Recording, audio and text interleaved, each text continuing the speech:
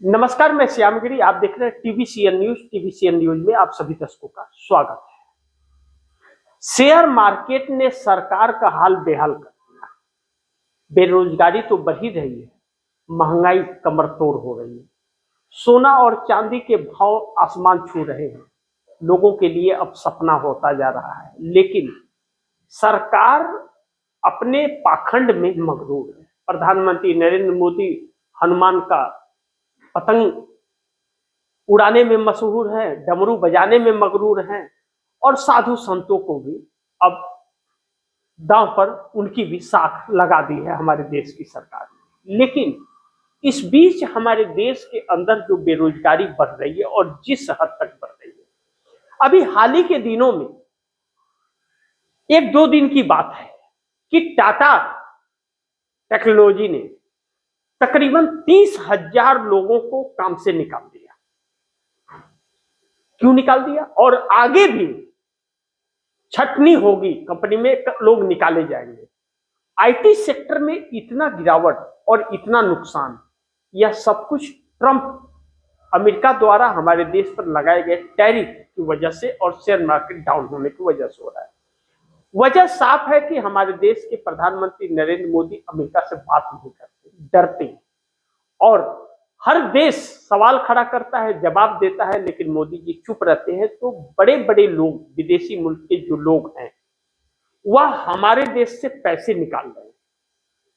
2-3 दिनों में तकरीबन 1 लाख करोड़, 10 लाख करोड़, 15 लाख करोड़ रुपया, ऐसे नुकसान शेयर मार्केट में डेली हो रहा है। यह पैसे बड़े लोगों के नहीं डूब रहे हैं, यह पैसे मध्यम वर्ग के लोगों के पैसे डूब रहे हैं। बड़े लोग तो मालामाल हो रहे हैं, लेकिन विदेशी मुल्क के लोग जो पैसा हमारे देश में लगाते हैं शेयर मार्केट के अंदर, उससे एक चीज कनेक्ट होता है, सरकार की खूबियां और नीतियां, दोनों चीजें। हमारे देश की सरकार की खूबी इस वक्त ऐसी हो गई है कि सरकार झूठी और पाखंडी हो गई है, इसलिए दूसरे देश के नागरिक भरोसा नहीं कर रहे हैं। व्यापारियों का भरोसा हमारे देश की सरकार से टूट रहा है। दूसरा पहलू है कि जैसे ही कोई कंपनी आती है और वह अपना कारोबार शुरू करती है, जैसे ही शुरू करने के बाद 5,000 10,000 करोड़ के ट्रांजैक्शन को पार करती है, मुनाफा में आने लगती है, वैसे उसके ऊपर ईडी सीबीआई इनकम टैक्स लगा करके परेशान करके अडानी उसे हड़पने की कोशिश भरपूर करते हैं, वैसे ही जैसे एनडीटीवी को हड़प लिया गया। ऐसे में लोगों का भरोसा टूट रहा है। लेकिन दूसरी तरफ जो हमारी सरकार अर्थव्यवस्था या बाकी चीजों को लेकर के झूठी रिपोर्ट पेश करती है, इससे भी आईएमएफ ने जो रिपोर्ट सौंप दी और रिपोर्ट में भारत को सी ग्रेड में रखा, इससे हमारे देश की साख गिर गई। नरेंद्र मोदी हर एक मोड़ पर झूठे प्रधानमंत्री के रूप में साबित होते हैं, इसलिए विदेशी मुल्क के लोगों का भरोसा टूट रहा है। और अमेरिका के प्रेशर में कैसे नरेंद्र मोदी काम कर रहे हैं और चाइना किस तरह भारत पर कब्जा करता जा रहा है, यह सब चीज देखते हुए एक कमजोर प्रधानमंत्री के कार्यकाल में कोई भी पैसा इन्वेस्ट करना नहीं चाहता। ऐसे में चांदी का रेट आसमान छूने लगा है। शेयर मार्केट में हर कंपनियां लॉस में जा रही हैं और चांदी का 3 लाख तक का सफर तय कर लिया है चांदी ने। आप दर्शकों को एक इसका नमूना पेश करना चाहूंगा जो शेयर मार्केट का है, इस वक्त हाल क्या है। 2004 में चांदी 10,000 का रेट था, 2008 में 20,000 का था, 11 में 30,000, 40,000 और 50,000, 3 रेट तक गया था। उस वक्त कांग्रेस की यूपीए गवर्नमेंट थी, मनमोहन सिंह का कार्यकाल था, मंदी का दौर भी था, पूरे विश्व में हाहाकार मचा हुआ था। लेकिन उस वक्त मनमोहन सिंह की सरकार ने सब कुछ संभाल लिया। लेकिन उसके बाद जो हालात नरेंद्र मोदी के कार्यकाल में 14 के बाद हुए, बस से बदतर हो गए। 2011 के बाद में 2020 से अगर हम चर्चा कर ले, 20 से 26 तक का 5 साल का सफर हम चर्चा कर लेते कि नरेंद्र मोदी के कार्यकाल में क्या हुआ। 2020 में 60,000 रुपया रेट था, यानी कि 11 से 20 के अंतराल में 60,000 के आसपास चांदी था। लेकिन 2023 में 70,000 होता है प्रति किलो और 2024 में 80,000 से 90,000 चला जाता है। कितना उछाल मारता है सोचिए। लेकिन 2025 में 1 लाख से 2 लाख तक चला जाता है और 2026 में 3 लाख रुपया कीमत प्रति किलोग्राम में तब्दील हो जा रहा है।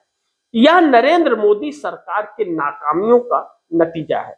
राहुल गांधी ने लगातार नरेंद्र मोदी की नीतियों को लेकर के सवाल खड़े किए, पार्लियामेंट हो या सड़क हो, हर जगह।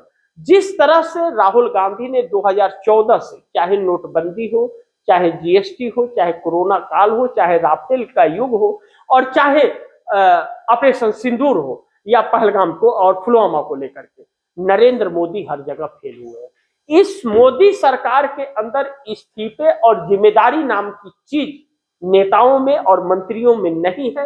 लापरवाही इनका मूल मंत्र है। लापरवाही करते हैं या इन्हें कुछ ज्ञान नहीं है। हकीकत तो यह है, जिसकी डिग्री का पता नहीं वह अज्ञानी नहीं तो क्या ज्ञानी होगा, यह एक बहुत बड़ा सवाल है जिसका जवाब आप दर्शकों से कमेंट में चाहिए। लेकिन टीवीसीएन न्यूज आप दर्शकों को सच्चाई और ईमानदारी के साथ खबरें पहुंचाता है और पहुंचाता भी रहेगा। नरेंद्र मोदी ने जिन युवाओं को 2 करोड़ युवाओं को हर साल रोजगार देने की बात कही थी, नरेंद्र मोदी की नीतियों ने 60-50 हजार रुपये चीज के सामान को 3 लाख तक पहुंचा दिया और जो लगे हुए रोजगार थे, करोड़ रोजगार छीन लिए। और 2 करोड़ देने की बात करके 2 करोड़ लोगों को रोजगार तो नहीं दिया, लेकिन 81 करोड़ लोगों को, जो आधिकारिक है, प्रधानमंत्री ने पार्लियामेंट में अपने बयान में कहा कि 81 करोड़ लोगों को 5 किलो फ्री अनाज पर आश्रित कर दिया। दुर्भाग्य यह है कि वह भी 5 किलो अनाज बंद होने की स्थिति में आ गया है। शेयर मार्केट इस तरह गिर रहा है कि आरबीआई भी रेड अलर्ट में आ गया है, यानी कि हाथ से फिसल रहा है मार्केट और हाथ से फिसल रहा है देश।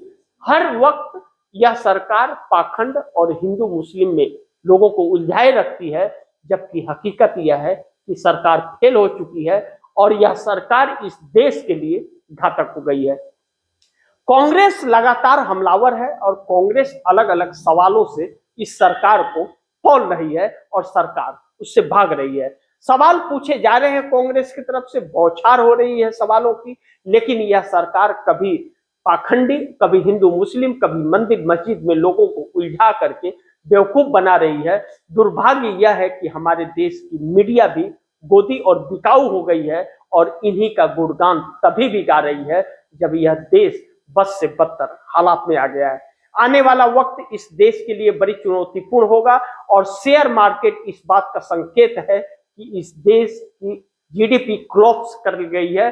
सरकार झूठे आंकड़े दे करके लोगों को गुमराह कर रही है। आप दर्शकों की क्या राय है, आप दर्शकों की क्या सुझाव है, वह कमेंट में दीजिएगा और आप दर्शकों से गुजारिश है कि इस खबर को ज्यादा से ज्यादा शेयर कीजिएगा, अपने दोस्तों को भी कहिएगा आगे शेयर करें।